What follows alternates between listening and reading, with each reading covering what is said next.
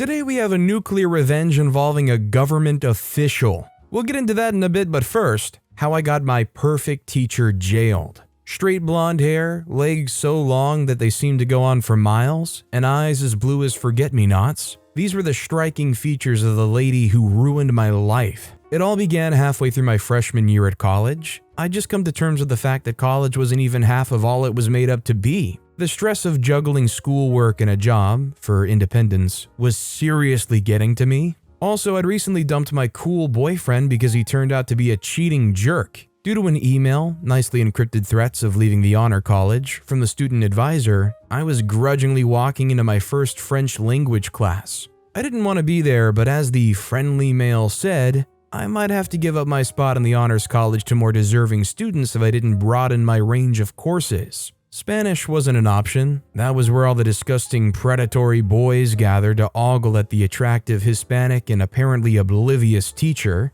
So that left French or public speaking as my options, and I'd much rather stick with French than humiliate myself in front of a gazillion other students. The first thing I noticed about the class was how at ease all of the students seemed to be with one another. There was nothing choky or intimidating about the class, except how beautiful the teacher was. Beauty probably had to be a criterion during the job interviews for elective teachers. All the students were in a big semicircle with the teacher gracefully poised in the middle. Still not quite happy with the new development, I went over to a desk in a far corner that must have been abandoned while the class was getting rearranged and slumped into it. Miss Anastasia, that was what I called her before I lost all my respect for her, raised a perfectly carved brow at me, but she didn't say anything to me. She carried on with her class like she hadn't noticed anything. Immediately the bell was rung and I'd started to sprint out the door, but she met me just as I was leaving the hallway. She must have been some kind of athlete that had something to do with grace and speed.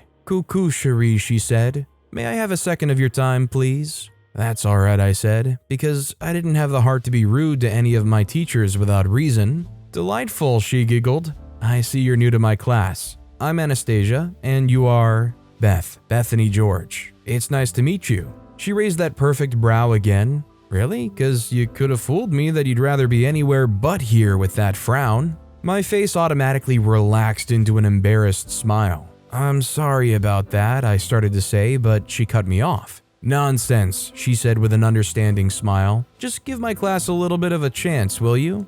I nodded in agreement. "Good. So I'll see you next Friday then." Then she walked, or more accurately, glided like a swan back into her classroom.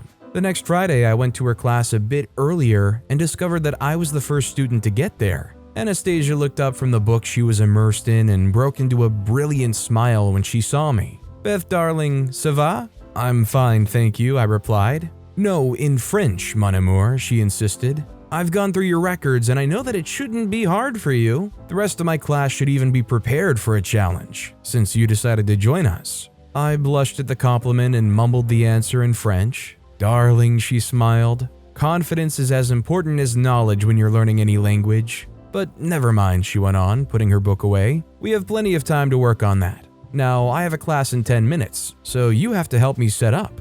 And I did. I spent those 10 minutes shaping the tables into a semicircle, listening to the purr of her voice as she lit sage and bergamot candles. So that was why the class seemed so calming. I sat with the rest of the class this time and realized how interactive her class was. Although I didn't participate much, I thoroughly enjoyed the class, and I scribbled all my ideas that I didn't pitch into the margin of my notebook. The next class, I went early again. Someone would think I was doing it on purpose. I was, and I helped her prepare the class. This time, I told her a bit about the pressure I was facing as an honors student, and she told me a bit about the pressures she faced as a student. A tit for tat. I liked that. Soon it became a habit. I don't think I have to tell you that. I'd sometimes go 30 minutes or even an hour early. We'd set up the class much earlier and drink chamomile tea while reading books in comfortable silence or confiding in each other. I think it's clear I didn't have many other friends, so I started to spend most of my time with her.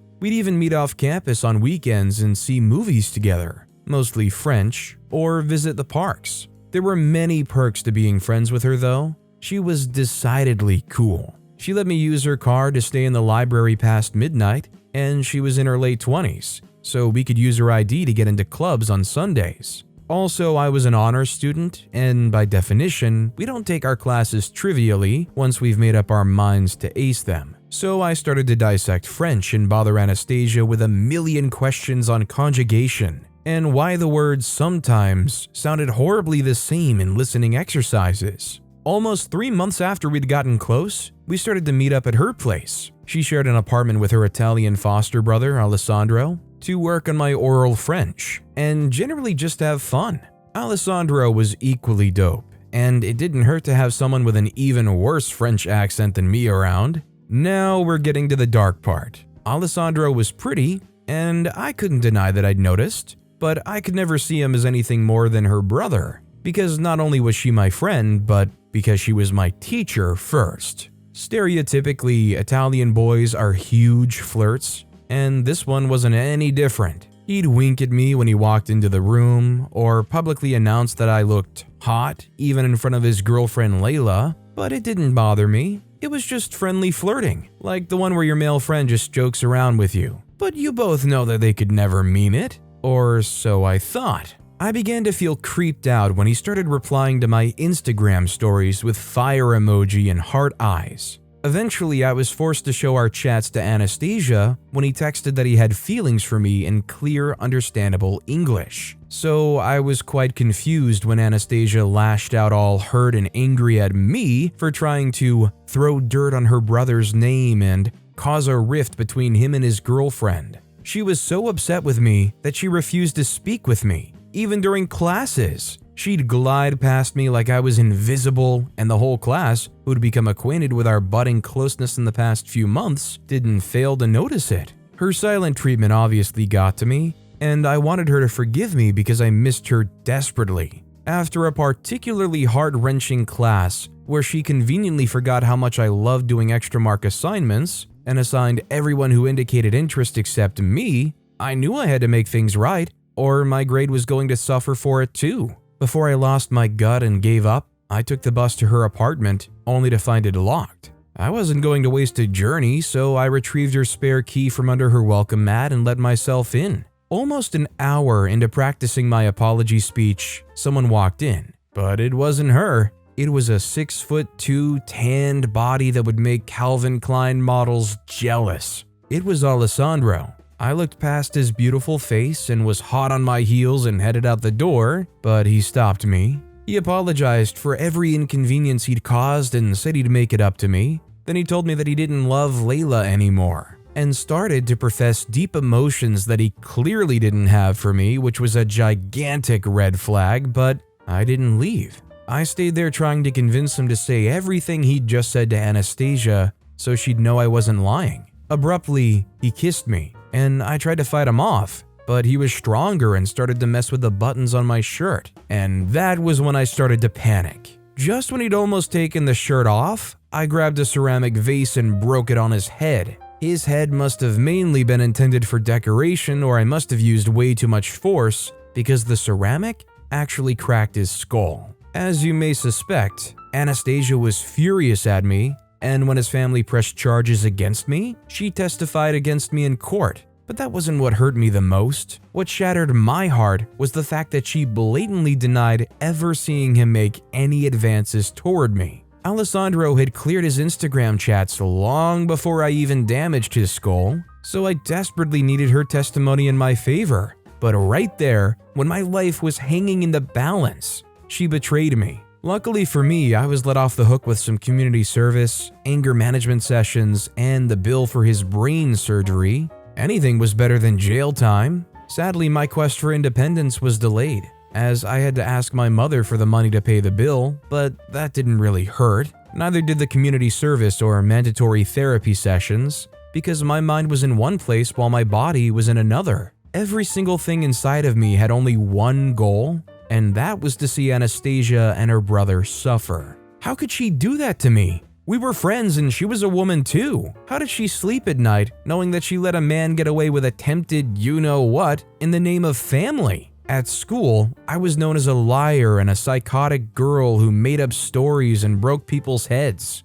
I was forced to give up the honors college because it wasn't possible to make enough time for my community service and therapy sessions with my busy schedule. Don't get me started on the nightmares. They'd always begin with some guy dragging me down to the ground and wrestling my clothes off me, and they would always end with the same sickening crunch of a skull and the nauseating smell of blood. They always felt too much like reality. And they were roaming scot-free? Not on my watch. My initial plan was to get revenge using her little sister, who was even younger than me. I didn't want anyone to do anything to her, but I wanted her to feel what I felt and see how much they'd like hearing her scream herself awake at night. I know I do sound like a psychopath, but that's what pain can do to a person. Thankfully, God didn't let my plan set into motion. Something even better happened. To be fair, Anastasia did try to apologize to me eventually, but that only made me angrier, because then I was sure that she was aware of her wrongdoing, but she went along with it.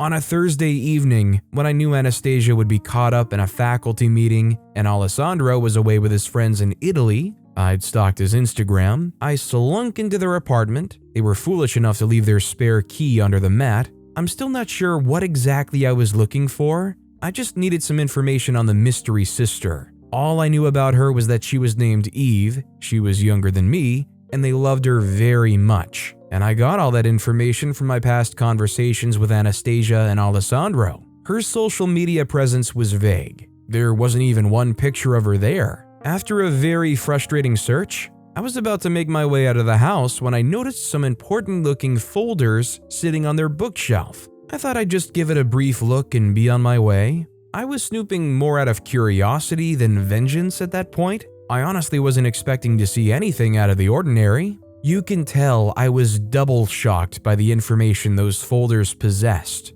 No, the information wasn't about Eve. The documents were mainly in French, so they were kind of hard to read, but I could decipher that Anastasia used to be a con artist back in France, and her brother was more than aware because his signature was there on a lot of the documents. I took pictures of a lot of the documents, but I also needed hard copy proof. Because if my former trial in court proved anything, digital evidence was worth nothing in court. The deal breakers were testimonies and physical evidence. After sleepless nights interpreting each document after the other, I finally had my first peaceful nightmare void sleep. Not only was I going to give the information to the police, I was going to make sure the whole world knew that Anastasia wasn't perfect, and she used to duplicate artwork from important figures and pass them off as original. I won't lie and say I was totally happy when I saw her being dragged out of the school in handcuffs. A tiny part of me felt bad for outing her secret,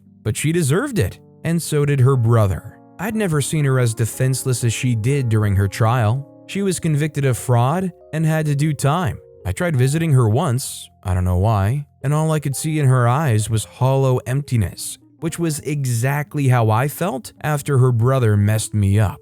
Yes, that made me glad. Although OP said that they found their satisfaction in what they did, and to be fair, it was a very justifiable reason for Anastasia to go to jail, nothing happened to Alessandro other than watching their sister get jailed, right? I mean, the perpetrator of the real crime here didn't even really get a true revenge. That said, our next story is why I didn't forgive Mr. Reynolds. When I met Sarah, I just broke up from a messy relationship and I wasn't ready for any drama again. But after investing so much of myself in Sarah, I experienced another level of pain that refused to heal. At first, I thought it would pass, but with time, I realized that time does not heal some wounds. Time has not been able to remove the darkness that engulfed my heart like a plague. I've only had to spend a few months without Sarah to find out how much of a mess I am without her. I was there when my wife became an innocent victim of ruthlessness, but I didn't know my world would shatter and a thirst for revenge would consume me. I met my wife Sarah in her final year at the School of Journalism.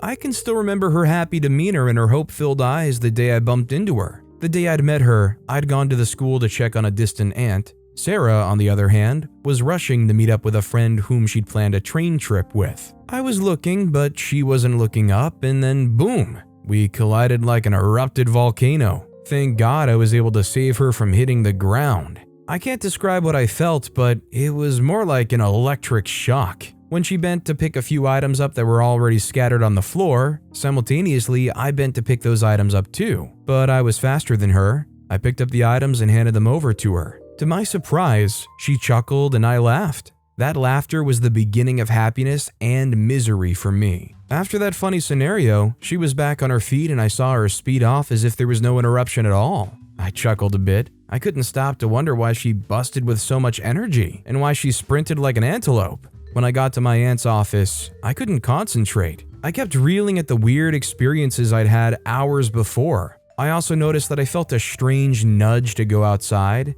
That urge grew stronger with every second I spent at my aunt's office. When I could no longer contain it, I bid her the earliest farewell I'd ever bade her. And I wasn't surprised when she asked if I had a pregnant wife at home. I didn't wait to reply, as that would begin another long but interesting banter between the both of us. After that encounter I had with Sarah, I didn't know I would keep having that compelling nudge to go to her school twice every week, sometimes thrice, hoping to bump into her again. Unfortunately, I never did. After my hopes were dashed, I decided to return to my work. Thank God my friends and family were willing to jolt me back to reality. I would have probably spent a lifetime looking for the woman whose books I scattered on the floor. I liked adventure, and I enjoyed the thrills I felt when I searched for Sarah. It seemed as though I was trying to unravel a mystical being. I knew something was compelling about Sarah that kept me determined to find her again, something I'd never seen in anyone. I felt like a teenager in love, but I knew what I felt wasn't just love, it was like a connection, a deep one at that. I felt there were parts of me that Sarah had in her palms, so I looked for Sarah as if I was determined to collect those parts of me she had with her. Well, it's safe to say I didn't throw away my valuable time those days I went looking for Sarah. In short, the day I saw her again, I knew that she'd been looking forward to seeing me too. Not that she admitted to this truth, but I could feel it in the way she responded to my questions and the way she laughed heartily at all the dry jokes that my friends said I told easily. I met Sarah again at a friend's birthday dinner, and I could swear that her beauty was a discovery. Everyone that knew me knew how much I'd longed to meet Sarah again. I remember that everyone was surprised and happy for me that night. That night was the beginning of a fairy tale. Sarah and I bonded over everything. I was there when she graduated the School of Journalism. I was there through the most important days of her life. I was there when she began to follow her passion as a journalist. She pitched on investigative journalism, and I saw how much work she put into unraveling corruption in the political and public sectors. I knew from the onset that Sarah would be a high-flying journalist, and she didn't disappoint me.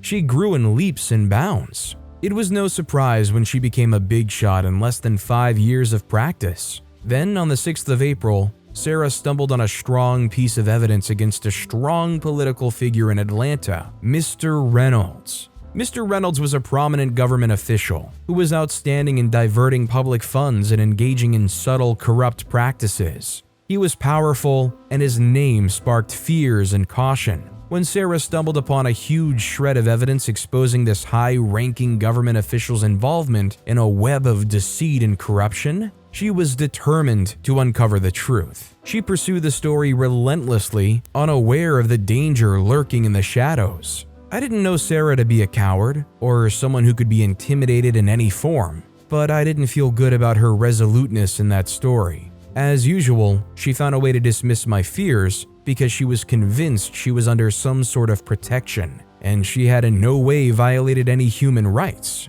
Sarah felt her popularity was enough protection, but I didn't believe her popularity was enough. As much as I wanted her to pursue her dreams and grow in her career, I wanted to keep her as my wife. She was the only person that kept me sane, and I was lucky to have her give me butterflies in my belly at the same time. I guess some prices come with falling in love and marrying a strong woman, and I paid those prices in full. As days passed into months, Sarah gathered more pieces of evidence that would enable her to put Mr. Reynolds in his place for life. Even though I had fears, I knew Sarah was doing the right thing. I grew up in the inner city as a child, and I know how much hope the average American child has in the government. I also know the disappointments and aches that come when those hopes are dashed. Those hopes would continue to be dashed when men like Mr. Reynolds continue to stay in the government. Mr. Reynolds came from a politically conscious family. His family members had held highly revered political offices over the years. They were fierce people, but none of them had behaved out of candor like Mr. Reynolds. It was obvious that he had something up his sleeves, but the law could not take its course due to a lack of evidence. That was the major driving force for Sarah. It took her so long to find something about him, and when she finally did, she would never let it slide. I saw how much enthusiasm she showed when she knew she was going to use her passion to bring joy to families and children who were being deprived of their rights, because one man was trying to make a fool of everyone. Amid the heat of the investigation, I managed to sneak Sarah away so we could have our yearly vacation and also spend some time alone. She needed the getaway so much, and the only regret I have is not letting us stay longer on our vacation. As soon as we got back home, Sarah resumed her investigation in full force. If only we knew that our enemies were closer than we thought, we would have threaded with extreme caution. The day it happened, it was just like any other night. Sarah had stepped out to take care of some business in town, and I remember her hugging me tightly as if she knew that the end was close. At exactly 8 p.m. on that Thursday night, I got the call that changed the trajectory of my life. Sarah's life had been abruptly cut short when her car mysteriously exploded, and her voice was silenced forever. I didn't know what to think or say for so many days. I felt cheated and defeated. No one could give me an explicit explanation regarding what led to my wife's death. I couldn't believe that my wife, who liked to talk loudly, would no longer be able to do so. No, it wasn't her fault. It wasn't her fault that she was bold, fierce, and strong-willed. All she wanted was to bring hope and life to the people who had long been deprived. Gradually, my grief morphed into a seething rage. I knew deep within my soul that the corrupt tendrils reached far beyond a single individual. I knew that I could continue where my wife stopped. And no, I didn't need to be a journalist. I didn't care what it would cost, but I knew I would bring down Mr. Reynolds and every single soul endorsing his evils. I didn't believe that I could stand so tall despite the pain I felt in my heart. I felt Sarah's support. I felt her presence, and that was all the energy I needed. I went ahead to release the pieces of evidence Sarah had before her demise. I was so shocked at the stir and controversy that sparked in the public space. Everyone had something to say. There were questions, suspicions, and discontent. I was so sure Mr. Reynolds would no longer be able to fool anyone. I knew his days in office were numbered, but I didn't know Sarah and I had steered a revolution. So many people began to speak up against the evil practices of Mr. Reynolds. I was shocked at the jaw-breaking allegations leveled against him. Several women alleged that they'd been violated by this man. It was so distasteful that underage girls were not left out. Despite all that we had on Mr. Reynolds, he was too bent on protecting his office. But it was too late for him to continue to victimize the people in a civilized country.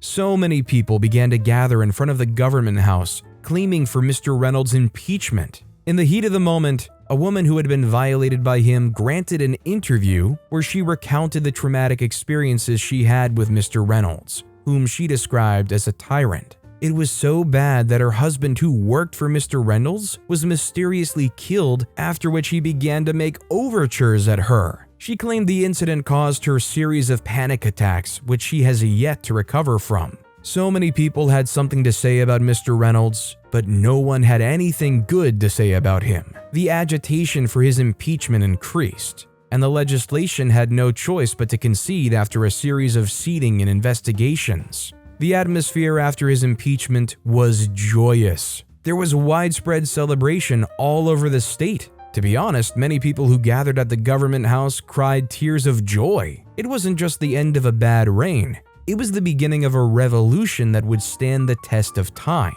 All the atrocities that Mr. Reynolds committed against people were investigated after his impeachment. Violation against women in America was never taken lightly, not to talk of embezzling public funds, so Mr. Reynolds faced the full wrath of the law. It was beautiful to see that no one was indeed above the law. Power truly is domiciled with the people. On the day Mr. Reynolds began his jail term, it was all over the news. And somehow the news remembered my wife Sarah. Her name popped up on so many social media platforms. So many people dropped flowers at our house, and some dropped by her graveside. she would be remembered as the woman who gave her all to a course she believed in. For the first time since my wife's death, I was able to let my tears flow unhindered. The only solace I found was knowing that Sarah's death had not been in vain. Isn't it sad but not shocking that once this guy had been chewed up and spat out by the political system, only then were they actually tried and investigated on their crimes that they committed that all these people were speaking out for? Why is it impossible to hold public figures accountable while they're in office? But with that being said, that's all the time we have for today. Now, if you want to hear another absolutely crazy revenge story, check out that video on the left. Or if you missed my latest video, check out that video on the right. That said, I'll see you all next time with some more stories.